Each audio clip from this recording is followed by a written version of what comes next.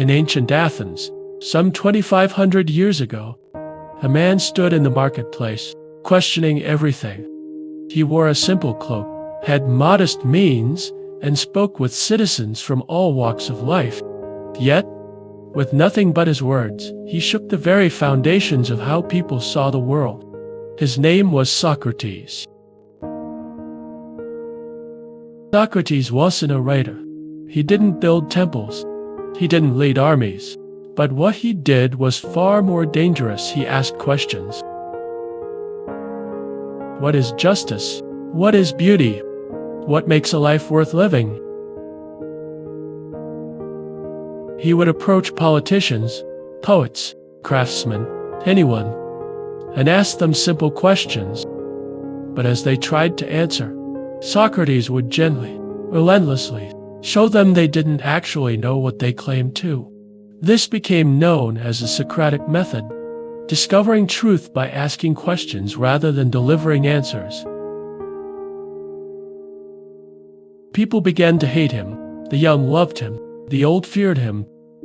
Eventually, Athens put him on trial for corrupting the youth and not respecting the gods.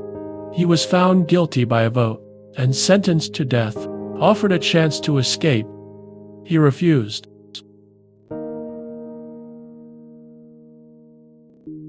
During his trial, shortly before his execution, Socrates declared, "The unexamined life is not worth living."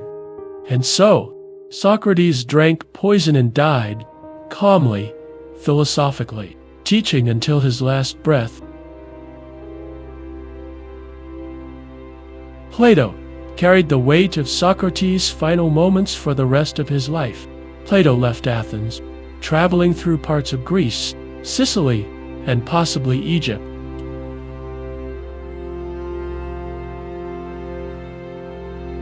He wrote dialogues books where Socrates lived on as a character, always asking, always searching. But Plato was also a dreamer. He imagined not just questions, but ideal worlds.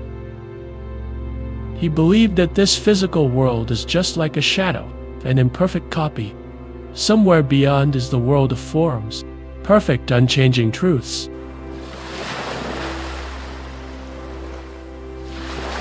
There is a perfect justice, a perfect love, a perfect beauty. And we spend our lives trying to remember it.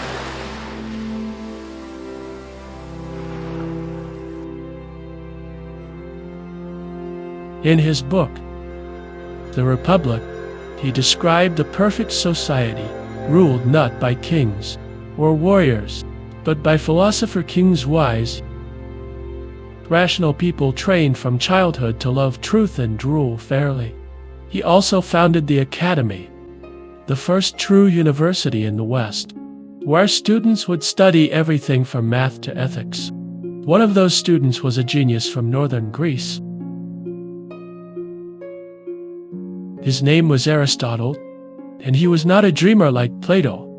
Plato looked upward, toward perfect ideals. Aristotle looked outward, toward the living world, plants, animals, and human affairs.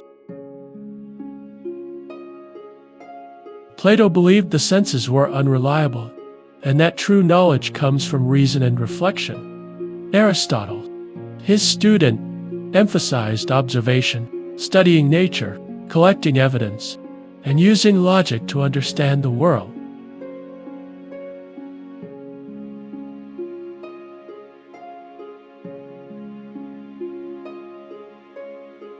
He studied biology by dissecting fish. He wrote about how bees live. He invented formal logic, the basis of all science and math. He laid the foundations of physics.